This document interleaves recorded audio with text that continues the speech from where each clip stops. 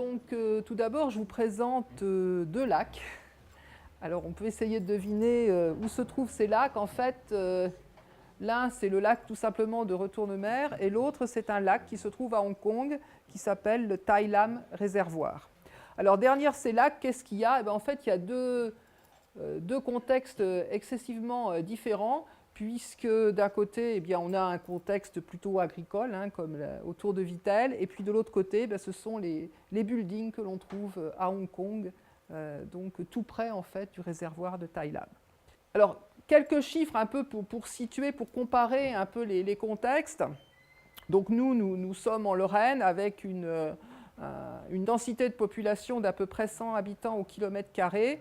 Et la région qui va nous intéresser aujourd'hui, la région qu'on appelle le Guangdong, donc au sud-est de la Chine, et avec également le territoire de Hong Kong, hein, qui a un statut un petit peu différent, une surface beaucoup plus grande que la Lorraine, bien sûr, mais aussi la densité de population, comme vous pouvez le voir, est beaucoup plus élevée. Alors maintenant, voyons ce qui se passe dans le domaine de l'eau, parce que ces habitants, qu'ils soient en Chine ou qu'ils soient ici en Lorraine, ils vont avoir besoin d'utiliser de l'eau.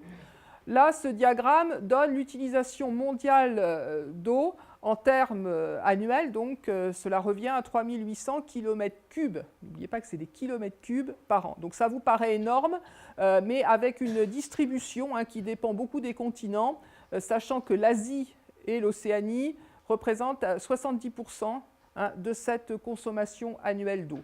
Et cette consommation annuelle d'eau, elle se répartit de la façon suivante, environ 70% pour tout ce qui est usage agricole et notamment l'irrigation, 10% pour les usages domestiques et 20% pour les usages industriels.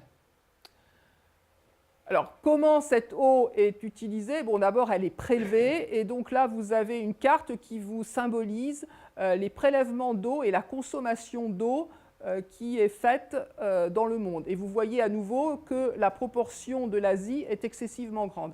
Alors, pourquoi y a-t-il une différence entre prélèvement et consommation? C'est-à-dire qu'il y a une partie de l'eau prélevée qui sert notamment pour tous les usages hydroélectriques et donc qui est rendue à la nature. Et donc, elle n'est pas comptée en termes de consommation réelle. Mais donc, vous voyez la part importante de l'Asie et notamment de la Chine, comme on va le voir dans ces prélèvements d'eau.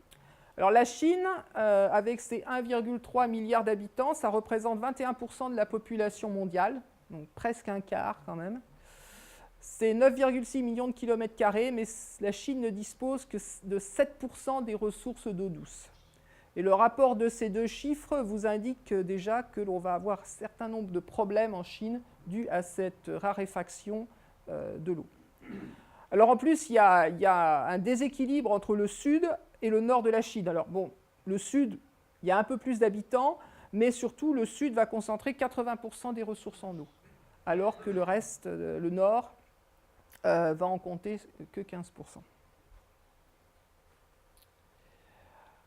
Alors, une partie de l'explication, je dirais, en termes de ressources, eh bien, ça vient de la pluviométrie. Donc ça, c'est la carte de pluviométrie de la Chine. Et vous voyez qu'effectivement, la partie sud, et notamment la partie sud-est ici, est une partie bien arrosée par les pluies, hein, avec plus de 1500 mm de pluie par an. En comparaison à Paris, on ne recueille que 600 millilitres. Je pense qu'ici, on en a un peu plus dû à l'effet des montagnes, mais ça reste largement inférieur à ce que l'on a dans la région de Canton et de Hong Kong.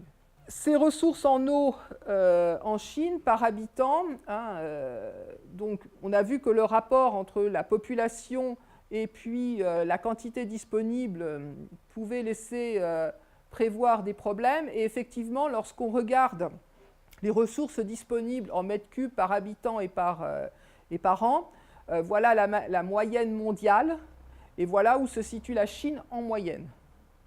Ce qui veut dire que dans certains bassins, notamment pour ces grands fleuves, hein, comme le bassin du fleuve Jaune ou de la rivière Hai, eh bien, on a des ressources en eau qui sont excessivement faibles et qui, effectivement, vont poser des problèmes pour la population. Comment utilise-t-on en France l'eau potable? Alors, la moyenne que l'on utilise dans les calculs, c'est 150 litres par jour et par habitant. Et là, vous voyez sur ce diagramme la répartition de cette utilisation. Donc, une grande partie, c'est pour les soins d'hygiène, pour les bains et les douches, et également pour les sanitaires. Et une très faible partie est utilisée en fait pour ce qui est boisson et préparation de la nourriture. Alors, en termes quantitatifs, voilà quelques chiffres que l'on trouve pour les bains. Donc, on voit évidemment que la douche va utiliser moins qu'un bain. La boisson, on va consommer à peu près 1 litre par jour. Et donc, voilà un petit peu la répartition qui conduit à 150 litres. Ça, c'est une moyenne, puisqu'on voit que suivant que la personne est un enfant, un adulte, une personne âgée ou un sportif, on va avoir une certaine variabilité.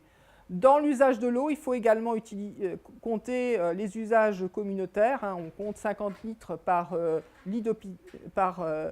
personne, et un lit d'hôpital va utiliser 150 litres d'eau. Donc, en France, on utilise à peu près 150 litres par habitant. Il y a une différence entre le nord et le sud de la France, et également entre le milieu rural et le milieu urbain.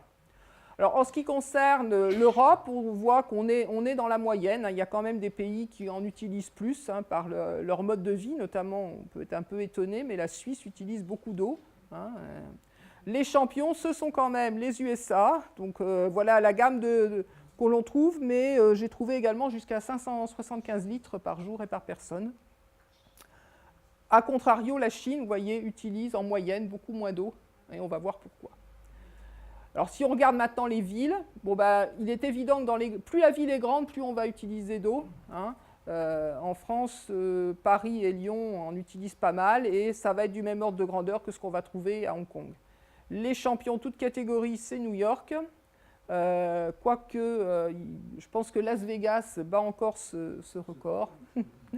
Et puis, alors bon, évidemment, ce sont des grandes villes, mais si on regarde Alice Springs, qui est quand même pas une très grande ville, mais qui est située au milieu de l'Australie, vous voyez que 1000 litres par habitant et par jour, c'est pas mal non plus. Et ça s'explique en fait par le fait qu'il y a des températures assez élevées, très peu de pluie, et qui mènent une vie tout à fait moderne et confortable, avec piscine, pelouse bien verte et climatisation.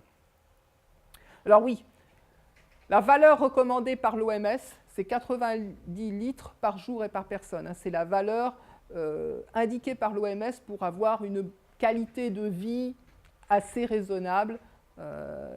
Et donc, vous voyez que la Chine est juste à cette limite à peu près, en moyenne.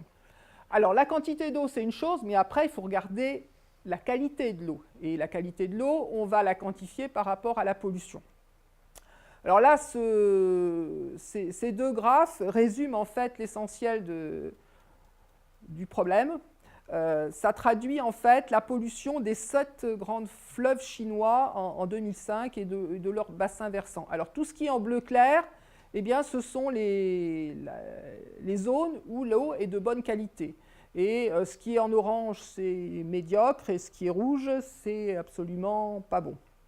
Et donc, vous voyez qu'à part la rivière du Yangtze et la rivière des Perles, la majorité donc, des fleuves chinois est fortement polluée. Alors là, c'est donné avec un petit peu plus de détails sur ce graphe, mais vous voyez toujours la partie rouge ici qui est très importante et qui dénote en fait la très mauvaise qualité, 27%, donc, de cette eau dans ces grands fleuves. Il y a une forte pollution urbaine. Là, c'est un canal à Pékin. Alors, cette photo a été prise avant les Jeux Olympiques. J'ose espérer que, comme il y avait un certain nombre de travaux aux alentours, la situation s'est améliorée au moment des Jeux Olympiques. Mais donc, on avait une magnifique couleur verte, un peu fluo, n'est-ce pas? Et puis des objets flottants non identifiés dans ce canal. Et là, ce monsieur, sur la rivière des Perles, eh bien, il est justement à la chasse aux objets flottants non identifiés, donc qui récupère avec sa perche ici. En se promenant, le bateau se promène sur la rivière des Perles. Donc il y a une forte pollution urbaine. Il y a aussi une forte pollution industrielle. Donc là, dans la région du Guangdong, il y a beaucoup de mines, notamment de mines de cuivre. Et donc là, c'est une mine de cuivre, donc on peut un peu deviner avec la couleur, n'est-ce pas? Et donc là, on voit très bien les rejets dans la rivière, hein, les rejets directs, et puis qui se mélangent donc avec l'eau en présence. Alors je pense qu'en France, on ne trouve plus cette situation, hein, mais elle existe encore. Il y a des progrès qui sont faits en Chine, mais elle existe encore, hein, puisque ces photos ont été prises l'année dernière quand même. Et puis, donc, les Chinois eux-mêmes ne s'en cachent pas, parce que là, c'est ce qu'ils appelaient une eau noire, et là, je l'ai trouvé sur un site officiel chinois, donc ils sont parfaitement au courant du problème et ne le cachent pas. Et puis, il y a une pollution agricole. Donc, dans le sud de la Chine, on cultive beaucoup le riz. Dans le nord, la nourriture de base consiste plutôt en des nouilles, donc c'est plutôt le blé qui est cultivé. Mais disons, dans le sud, on utilise beaucoup le riz. Donc la Chine est un champion dans le domaine de la production de fertilisants, hein, puisque entre 2002 et 2006, vous voyez l'augmentation donc, du tonnage de production des engrais, et 30% de l'azote mondial est utilisé par la Chine. Hein, on a vu qu'il représentait que 21% de la population du monde, mais 30% de l'azote mondial. Et donc voilà les tonnages en engrais azotés, phosphorés et potassiques, hein, qui sont utilisés. Alors donc je vous ai dit, hein, une des cultures dans le sud importantes, c'est le riz. En ce qui concerne l'utilisation d'engrais, la valeur recommandée, elle est de 150 kg par hectare. Et si on a enfin ça c'est une valeur moyenne, je dirais, si on a des espèces un peu plus particulières, on peut aller jusqu'à 225 kg par hectare. Mais bien souvent, l'agriculteur va utiliser 1000 kg par hectare. Et ces engrais, souvent, ne sont pas enterrés. Donc, à la première pluie, et vous avez vu qu'il pleuvait quand même beaucoup, hein, vous pouvez deviner ce qui se passe au niveau des engrais. Ça part directement dans la rivière. Hein. Un très fort lessivage. À peu près 700 kg par hectare peuvent partir direct dans les cours d'eau. Donc, ça veut dire que non seulement il n'y a pas beaucoup d'eau, mais quand il y en a, elle est fortement polluée. Donc là, c'est en termes de qualité d'eau potable, hein, sur 110 villes, alors c'est des assez grandes villes en Chine, le pourcentage de respect des normes. Alors bon, il y a quand même un assez grand nombre qui vont respecter les normes, mais pas à 100%. Si vous voulez. Et il y a donc, et ça peut être assez grave, puisque dans ces cas-là, eh bien, on arrive à avoir des villes où le respect des normes de potabilité, c'est 0. Et donc là, bon, bah, ça varie entre 1 et 50% de respect des normes. Donc ça vous indique la qualité de l'eau appelée eau potable. Alors là, les sources, en fait, l'origine des problèmes, eh bien, pour les rivières, c'est des problèmes de pollution fécale. Si on se place en termes de bactériaux, bon, dans certaines régions, hein, quand vous voyez les résidus de la mine de cuivre, vous pouvez vous imaginer qu'il y a aussi des métaux qui partent dans la rivière, etc. Donc arsenic, cadmium, etc. C'est très bon. Donc pour les rivières, c'est essentiellement de la pollution fécale parce que bon, ben, il n'y a pas beaucoup de stations d'épuration encore. Et pour les lacs, hein, qui sont aussi utilisés pour la production d'eau potable, eh bien, vu les problèmes en ce qui concerne les engrais, il y a beaucoup trop d'azote et on a des problèmes d'eutrophisation importants. Maintenant, ce qu'on trouve à Hong Kong et Canton, voilà. Il n'y a plus de jonques dans les ports, mais il y a des immenses immeubles. Ça, c'est la nouvelle tour de télévision à Canton, et tout ça, ce sont des grands immeubles à Hong Kong, comme ceux qu'on a vus tout à l'heure. Donc, c'est une ville moderne qui a besoin de beaucoup d'eau. Alors, en fait, à Hong Kong, on se rend compte que le problème, il était là depuis le départ. Voilà un graphe qui montre la consommation d'eau en moyenne à Hong Kong. Cette eau, cette consommation, c'est à peu près 360 litres par habitant par jour en eau douce et 11 litres par habitant par jour d'eau de mer. Parce qu'à Hong Kong, on va utiliser de l'eau de mer pour produire de l'eau utilisable, de l'eau domestique. Et donc ça, c'est à peu près constant. Alors, À quoi est utilisée l'eau de mer? Alors l'eau de mer à Hong Kong est utilisée pour alimenter les toilettes, ce qui représente à peu près 1,4 million de mètres cubes par jour, et ça, c'est depuis la fin des années 50. En fait, ça a été, au moment de la Deuxième Guerre mondiale, Hong Kong a beaucoup souffert. Hein. Hong Kong a été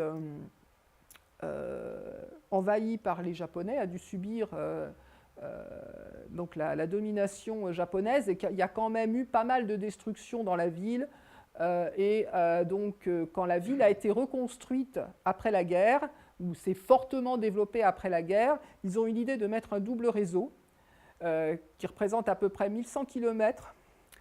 Donc l'eau de mer est prélevée, elle est juste dégrillée, désinfectée, et elle est utilisée pour l'alimentation des toilettes. Et puis les deux plus gros réservoirs, en fait, eh bien, si vous jouez avec Google Earth, vous allez les trouver. C'est celui-ci, Plover Cove, et High Island. Et en fait, ce sont des anses de mer qui ont été, lesquelles on a mis des barrages, on a vidé l'eau de mer et on remplit avec de l'eau douce. Et donc voilà, Plover Cove et High Island ici. Alors comment ces deux énormes réservoirs sont alimentés? En fait, ils sont alimentés par de l'eau qui vient de la Chine elle-même. Donc là, c'est tout le bassin versant de la rivière des Perles. Alors en fait, la rivière des Perles, dans la réalité, c'est juste ce petit bout.